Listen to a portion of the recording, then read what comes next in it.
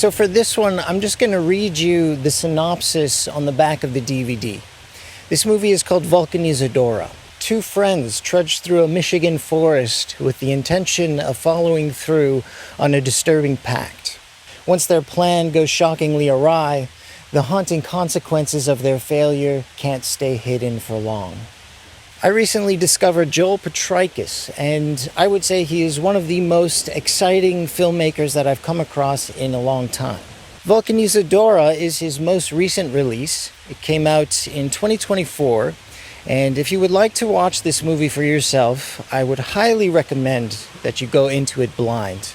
There's a trailer that you can watch if you're interested, and I will link that in the description. It's a pretty good trailer. It doesn't really spoil anything. It's very short, and it will just give you a sense for the feel of the movie.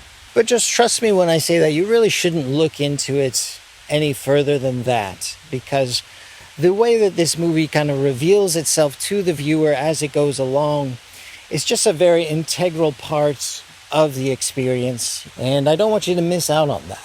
It's worth mentioning that this is a sequel to another one of Joel's movies called Buzzard, and I would recommend that you watch that one as well. But it actually doesn't really matter which one of these movies you watch first, because Vulcanizadora isn't like a direct continuation of the story. I personally watched Vulcanizadora first, and at the time I didn't even realize it was a sequel.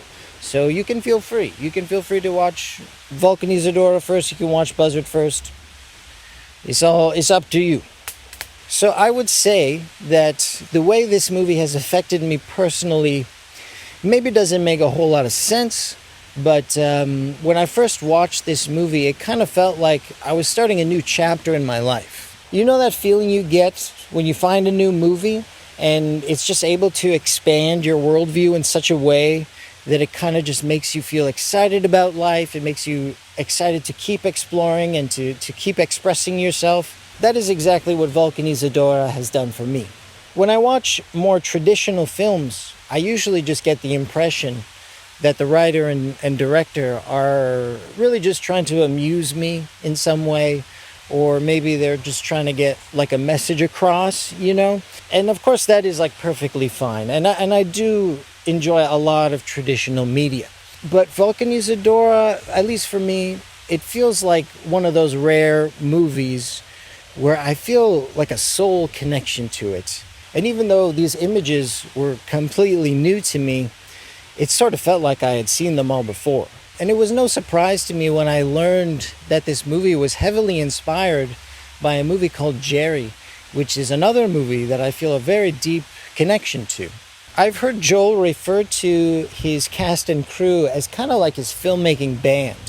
And I do think I kind of know what he means by that, because I did watch the behind the scenes footage on the DVD, and just from watching that, I got a pretty strong impression that making this movie was kind of like it seemed like it was like a family style operation. I got the sense that everyone involved in this project really believed in it, and that they were all sort of part of this tight-knit community. And that is something that I really love to see. I love it when I see artists working on the stuff that they truly believe in. You know what I mean? Because I think that kind of integrity ends up coming through in the final product. I think this movie is a gift, and it may not be the kind of gift that everyone will be excited to receive, but I, for one, am very grateful. Okay.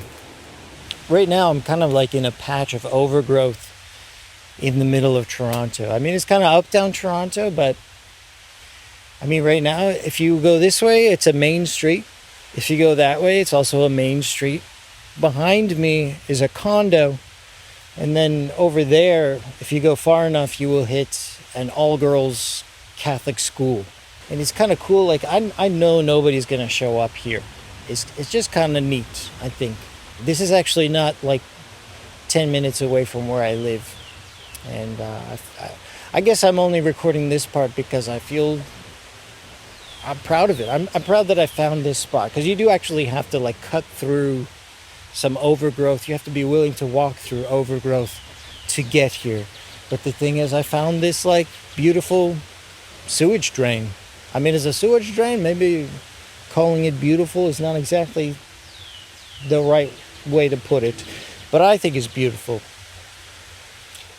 Find yourself a spot, you know?